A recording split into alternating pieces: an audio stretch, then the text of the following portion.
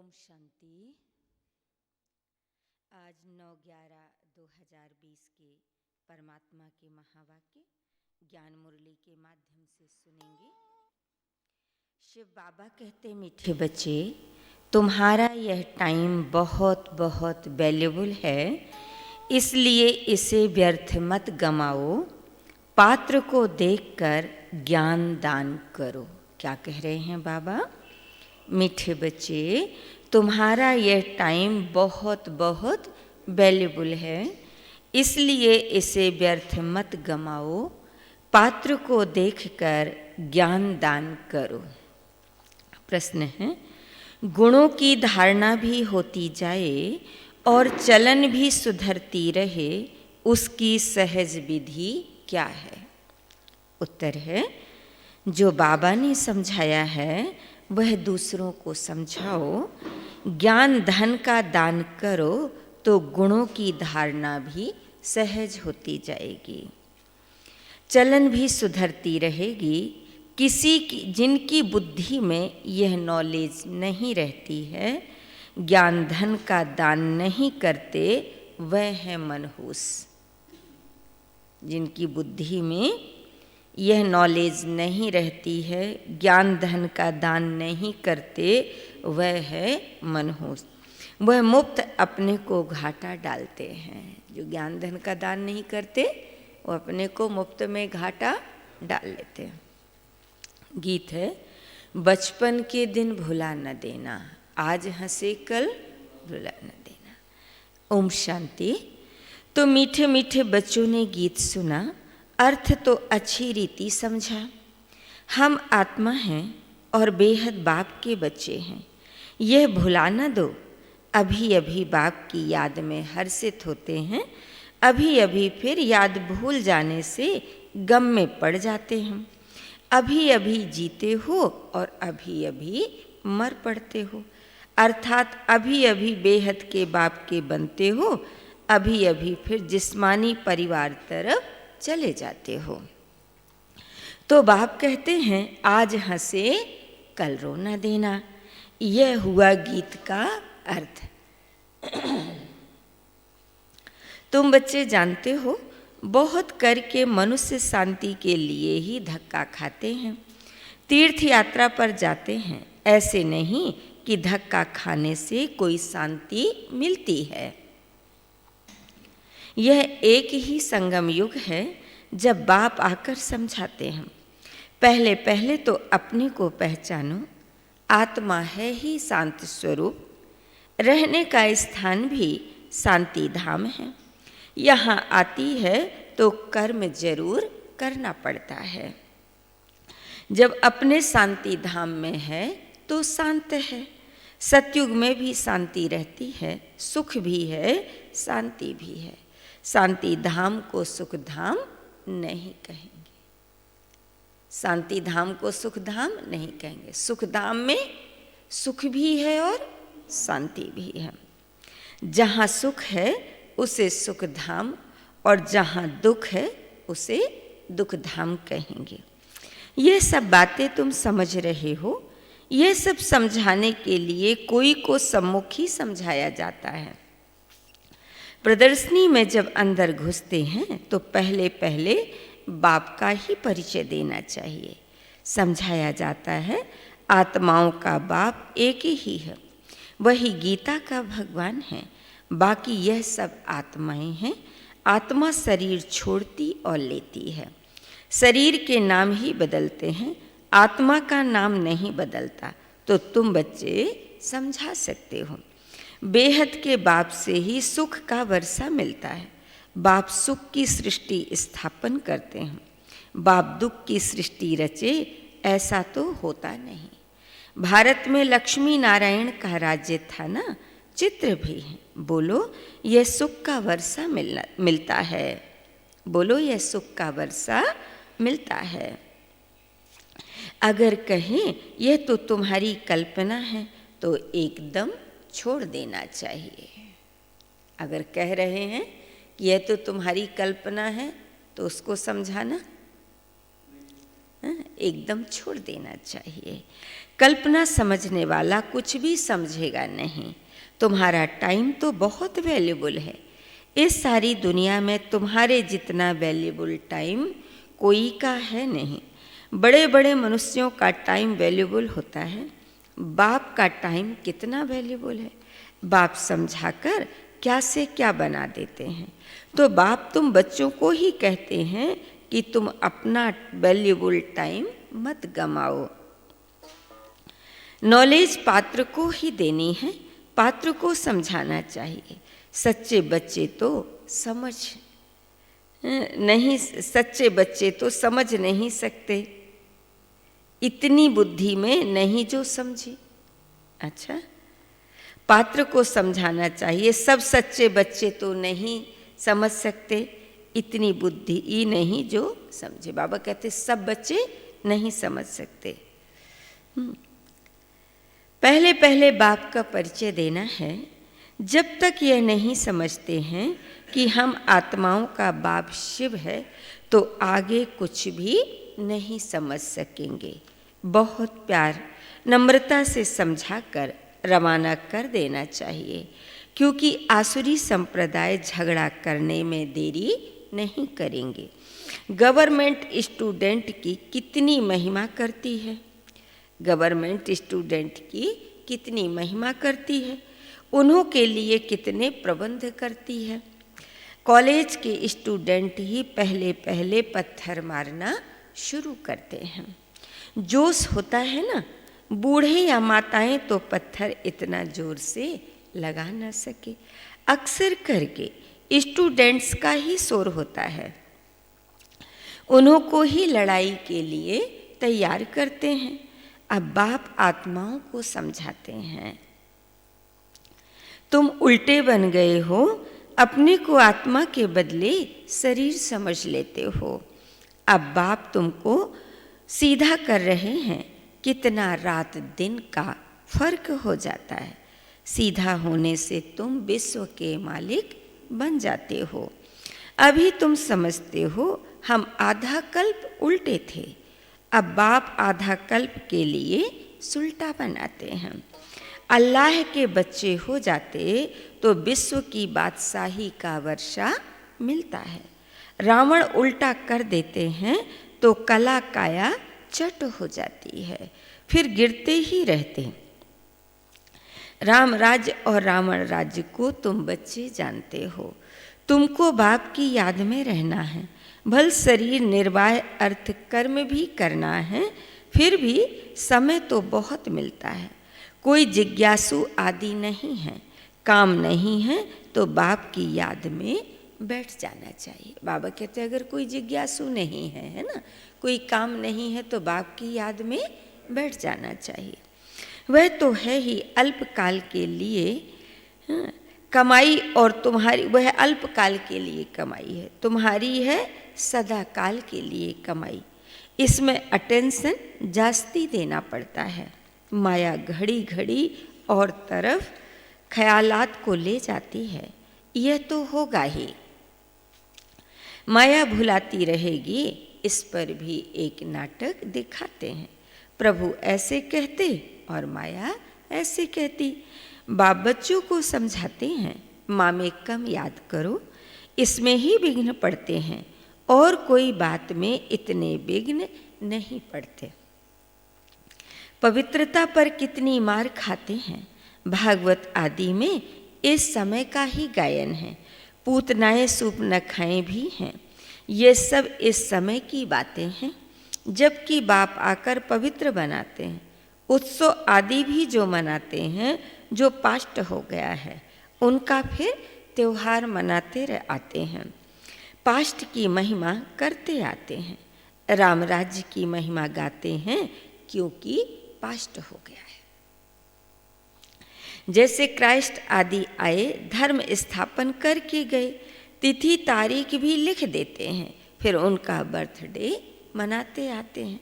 भक्ति मार्ग में भी यह धंधा आधा कल्प चलता है। कौन सा धंधा? कौन सा धंधा? बर्थडे का, ठीक है ना। सतयुग में यह होता नहीं, यह दुनिया ही खत्म हो जानी है। यह बातें तुम्हारे में भी बहुत थोड़े हैं जो समझते हैं। बाप ने समझाया है, सब आत्माओं को अंत में वापस जाना है। सब आत्माएं शरीर छोड़ चली जाएंगी। तुम बच्चों की बुद्धि में हैं, बाकी थोड़े दिन हैं, अब फिर से यह विनाश हो जाना है। सतयुग में सिर्फ हम ही आएंगे, सभी आत्माएं तो नहीं आएंगी। जो कल्प पहले आए थे वही नंबरवार आएंगे, वही अच्छी रीति पढ़कर और पढ़ा भी रहे हैं। जो अच्छा पढ़ते हैं वही फिर नंबरवार ट्रांसफ़र होते हैं। तुम भी ट्रांसफ़र होते हो। तुम्हारी बुद्धि जानती है जो आत्माएं हैं सब नंबरवार वहाँ शांति धाम में जाकर बैठेंगी, फिर नंबरवार आती रहेंगी। बाप फिर भी कहते हैं, मूल बात है बाप का परिचय देना। बाबा ने कहा ना, जब तक वो ये नहीं समझेंगे कि हमारे पिता हैं, हम इनकी संतान हैं, तब तक आगे नहीं बढ़ना। और अगर कहते हैं कल्पना है तो छोड़ देना है। बाप का नाम सदैव मुख में हो। आत्मा क्या है, परमात्मा क्या है, दुनिया में कोई भी नहीं जानते। भल गाते हैं भ्रकुटी के बीच में चमकता अजब सितारा। बस जास्ती कुछ नहीं समझते, सो भी यह ज्ञान बहुत थोड़ों की बुद्धि में है। घड़ी घड़ी भूल जाते हैं। पहले पहले समझाना है, बाप ही पतित पावन है, बाप ही बरसा देते हैं, शहंशाह बनाते हैं। तुम्हारे पास गीत भी है, आखिर वह दिन आया आज, जिसका रास्ता भक्ति मार्ग में बहुत तकते थे। द्वापर से भक्ति शुरू होती है, अंत में बाप आकर रास्ता बताते हैं। कयामत का समय भी इनको कहा जाता है। आसुरी बंधन का सब हिसाब किताब चुकतू कर फिर वापस चले जाते हैं। 84 जन्मों के पाठ को तुम जानते हो, यह पाठ बजता ही रहता है। शिव जयंती मनाते हैं तो जरूर शिव आया होगा, जरूर कुछ किया होगा, वही नई दुनिया बनाते हैं।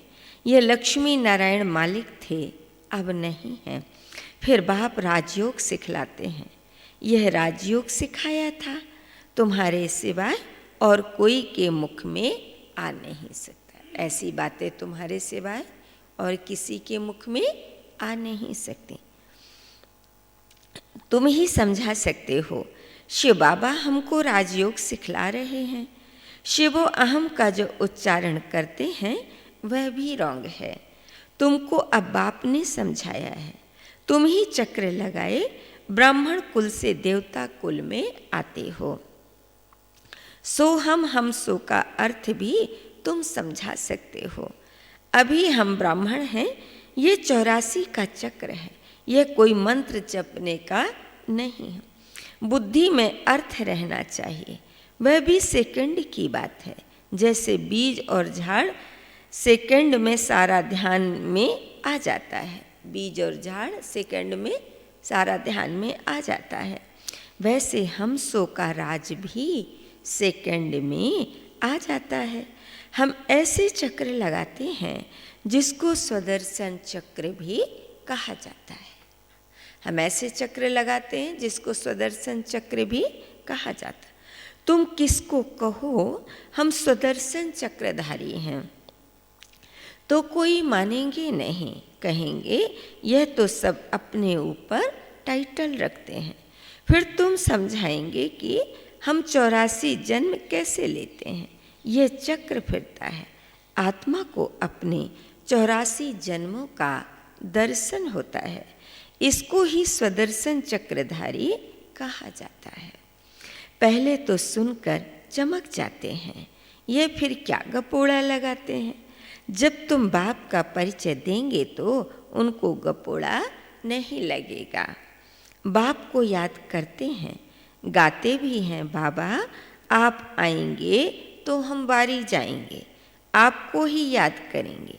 बाप कहते हैं तुम कहते थे ना, अभी फिर तुमको याद दिलाता हूँ, नष्टो मोहा हो जाओ, इस देह से भी नष्टो मोहा हो जाओ। अपने को आत्मा समझ मुझे ही याद करो, तो तुम्हारे विकर्म विनाश हो जाएं। यह मीठी बात सबको पसंद आएगी। बाप का परिचय नहीं होगा तो फिर किस न किस बात में संशय उठाते रहेंगे। इसलिए पहले तो 2-3 चित्र आगे रख दो जिसमें बाप का परिचय हो। बाप का परिचय मिलने से वर्षे का भी मिल जाएगा। बाप कहते हैं, मैं तुमको राजाओं का राजा बनाता हूँ, यह चित्र बनाओ। डबल सिर ताज राजाओं के आगे सिंगल ताज वाले माथा टेकते हैं। डबल सिर ताज वाले राजाओं के आगे सिंगल ताज वाले माथा टेकते हैं। आप ही पूज, आप ही पुजारी का भी राज समझ में आ जाए। पहले बाप की पूजा करते हैं, फिर अपने ही चित्रों की बैठ पूजा करते हैं। जो पावन होकर गए हैं उनका चित्र बनाए बैठ पूजते हैं। ये भी तुमको अभी ज्ञान मिला है। आगे तो भगवान के लिए ही कह देते थे, आप ही पूज्य, आप ही पुजारी। अब तुमको समझाया गया है, तुम ही इस चक्र में आते हो। बुद्धि में यह नॉलेज सदैव रहती है और फिर समझाना भी है, धन दिए धन ना खुटे। जो धन दान नहीं करते, बाबा उनको क्या कहते हैं? मनहूस कहते हैं। बाप ने जो समझाया है वह फिर दूसरों को समझाना है। नहीं समझाएंगे तो तुम मुफ्त अपने को घाटा डालेंगे। गुण भी धारण नहीं होंगे, चलन भी ऐसी हो जाएगी। हर एक अपने को समझ तो सकते हैं ना। तुमको अब समझ मिली है, बाकी सब हैं बेसमझ। तुम सब जानते हो। बाप कहते हैं, इस तरफ है दैवी संप्रदाय और उस तरफ है आसुरी संप्रदाय। बुद्धि से तुम जानते हो अभी हम संगम युग पर हैं। एक ही घर में एक संगम युग का, एक कलयुग का, दोनों इकट्ठे रहते हैं। फिर देखा जाता है हंस बनने लायक नहीं है तो युक्ति रची जाती है, नहीं तो विघ्न डालते रहते हैं। कोशिश करनी है आप समान बनाने की, है ना। एक हंस है बगुला, तो बाबा कहते युक्ति रची जाती है उसको हंस बनाने की। नहीं बनते तो क्या करते हैं? क्या करेंगे बताओ? तो युक्ति रची जाती, नहीं तो विघ्न डालेंगे। ठीक है, वो बनते हैं तो ठीक है, नहीं तो फिर उनसे तो कोशिश करनी है आप समान बनाने की, नहीं तो तंग करते रहेंगे, फिर युक्ति से किनारा करना पड़ता है। अगर बन जाते हैं हंस तो ठीक है, नहीं बनते तो फिर उनसे युक्ति से किनारा करना पड़ता है। विघ्न तो पड़ेंगे, ऐसी नॉलेज तो तुम ही देते हो। मीठा भी बहुत बनना है, नष्टो मोहा भी होना पड़े। एक विकार को छोड़ा तो फिर और विकार खिटखिट मचाते हैं। समझा जाता है जो कुछ होता है कल्प पहले मुआफिक, ऐसे समझ शांत रहना पड़ता है। भाभी समझी जाती है। अच्छे अच्छे समझाने वाले बच्चे भी गिर पड़ते हैं, बड़ी जोर से चमाट खा लेते हैं। जो बड़ा अच्छा अच्छा समझाते हैं, बाबा कहते हैं उनको भी माया ना, कोई एक रास्ता भी खुल जाएगा तो माया प्रवेश कर जाएगी। फिर कहा जाता है कल्प पहले भी चमाट खाई होगी। हर एक अपने अंदर में समझ सकते हैं, लिखते भी हैं बाबा हम क्रोध में आ गए, फलाने को मारा, यह भूल हुई। बाप समझाते हैं जितना हो सके कंट्रोल करो। कैसे कैसे मनुष्य हैं, अबलाओं पर कितने अत्याचार करते हैं। पुरुष बलवान होते हैं, स्त्री अबला होती है। बाप फिर तुमको ये गुप्त लड़ाई सिखलाते हैं जिससे तुम रावण पर जीत पाते हो। यह लड़ाई कोई की बुद्धि में नहीं होगी, तुम्हारे में भी नंबरवार हैं जो समझ सकते हैं। यह है बिल्कुल नई बात। अभी तुम पढ़ रहे हो सुखधाम के लिए, यह भी अभी याद है फिर भूल जाएगी। मूल बात है ही याद की यात्रा से हम पावन बन जाएंगे। अच्छा, मीठे मीठे सिकिलधे बच्चों प्रति माता पिता याद प्यार और गुड मॉर्निंग।